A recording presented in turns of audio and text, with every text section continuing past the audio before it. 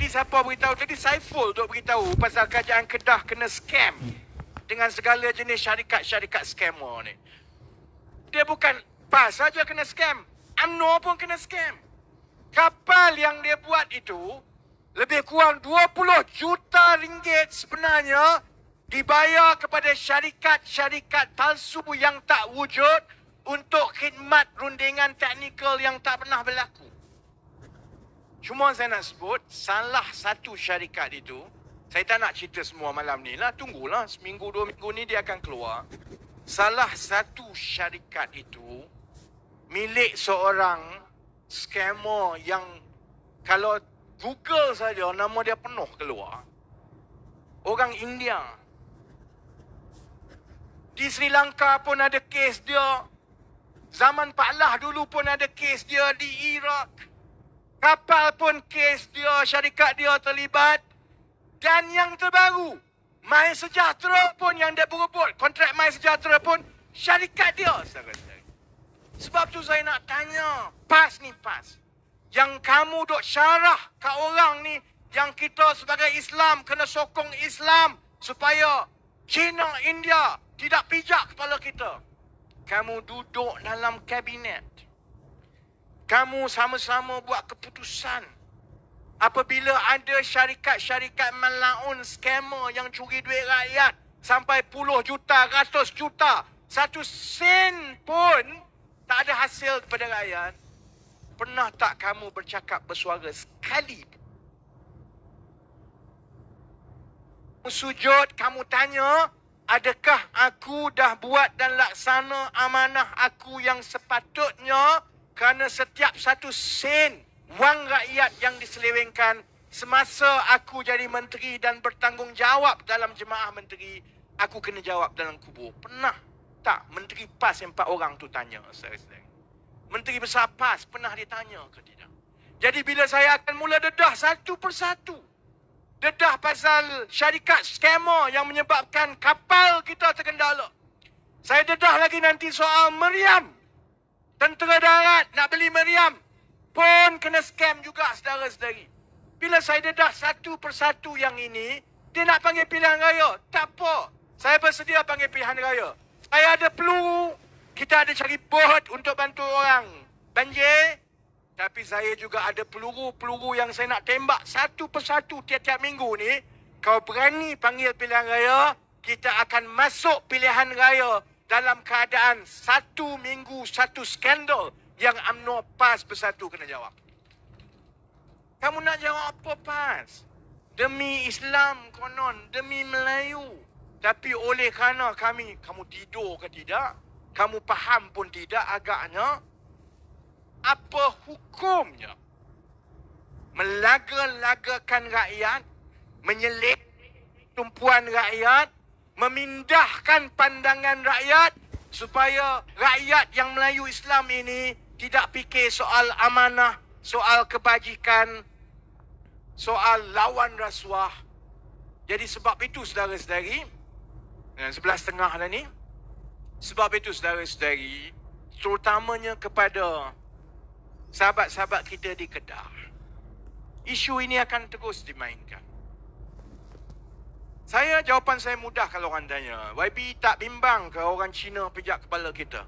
Ni kawan-kawan India ada pebalian ada kat depan ni. Orang India ni nanti tak bimbang ke nanti dia ambil tempat kita? Kita kan orang majoriti di negara ini. Kita kan ramai. Sekarang orang Islam 70%. Dan kadar kelahiran orang Islam jauh lagi tinggi daripada orang Cina dan orang India. 10 tahun daripada sekarang, jumlah orang Islam di negara ini jadi 75%.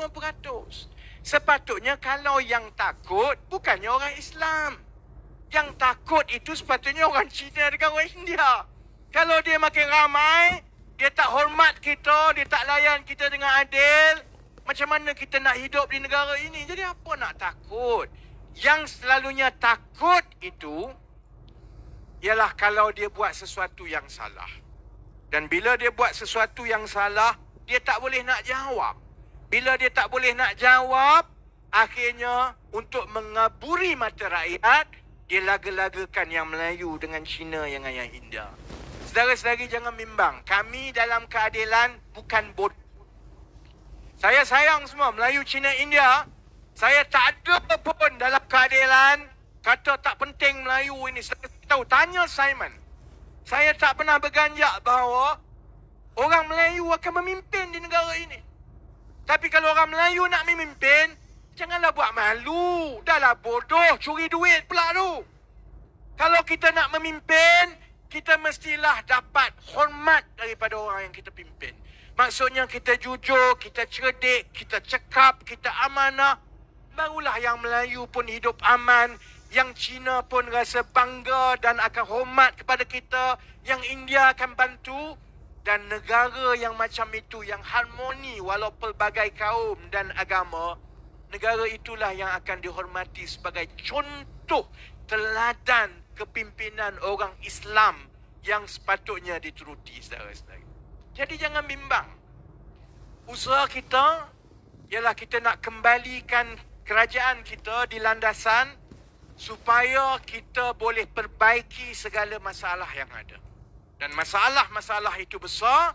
Semua penceramah sebelum saya dah sebut satu persatu. Soal gaji, soal ekonomi, soal rasuah, soal pendidikan, soal pekerjaan. Kalau kita tak tukar kerajaan, kalau kita tak ketepikan permainan UMNO, Barisan Nasional dan PAS melaga-lagakan rakyat, maka yang akan bayar harganya ialah anak-anak saudara-saudari. Saya tak apa, saya ada seorang anak saja. Dan insya-Allah harta saya, syarikat saya, pekerjaan saya cukup untuk anak saya sampai cucu dia. Tak ada masalah. Tapi berapa ramai di kalangan kita yang boleh cakap macam itu? Yang harta cukup untuk anak, cukup untuk cucu, cukup untuk cicit. Kena pula anak 5 orang, kena pula bini 4. Seorang 5 orang. Tak keletih nanti. Jadi atas sebab itu, saya ajak saudara-saudari bersedia, kita masuk pilihan raya. Kalau dia panggil bulan 11, silakan, kita bersedia. Kalau dipanggil tahun depan, alhamdulillah kita tumpu bantu orang banjir dahulu. Tapi masuk pilihan raya kali ini, insya-Allah kita ada satu tanggungjawab. Kita kena buktikan bahawa rakyat Malaysia ini cukup.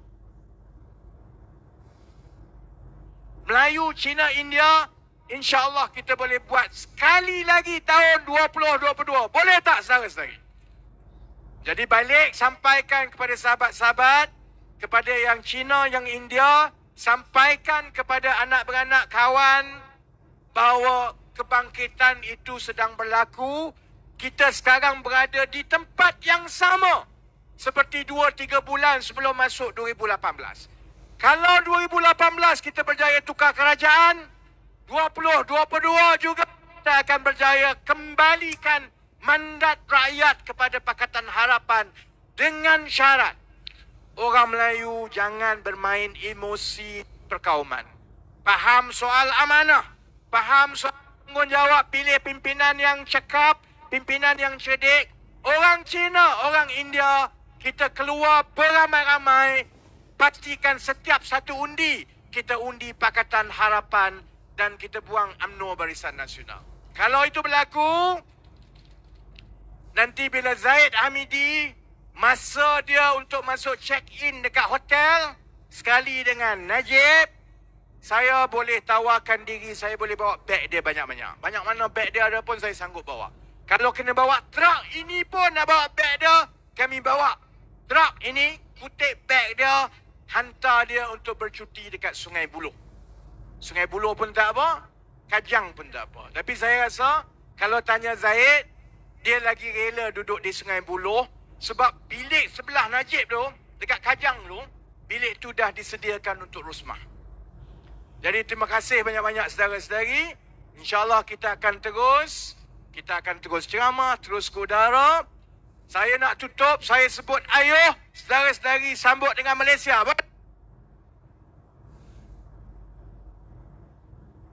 Ayuh! Sebelum saya tutup, minta semua datang ramai-ramai ke depan sebab diorang nak ambil gambar. Sekian, sese, Nandri Vanakam. Assalamualaikum warahmatullahi wabarakatuh.